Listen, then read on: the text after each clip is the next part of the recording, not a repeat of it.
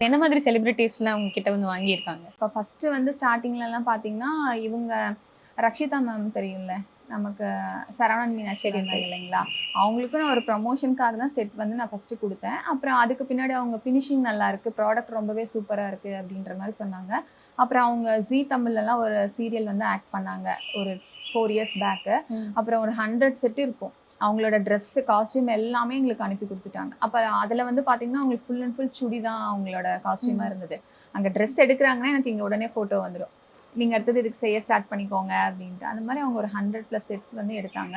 அப்புறம் வந்து பார்த்தீங்கன்னா, நம்ம தேவயானி மேம் எல்லாருக்குமே தெரியும். அவங்கள வீட்டுக்கு நான் ஒரு தடவ போயிருந்தேன். எங்களோட ஓ! ரிலேஷன் மூலியமா.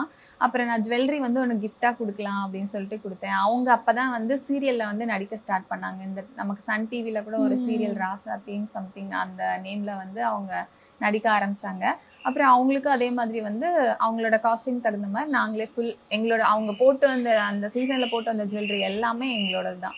இந்த மாரி இன்னும் நெறைய செலிபிரிட்டி கஸ்டமர்ஸ் வந்து இருக்காங்க.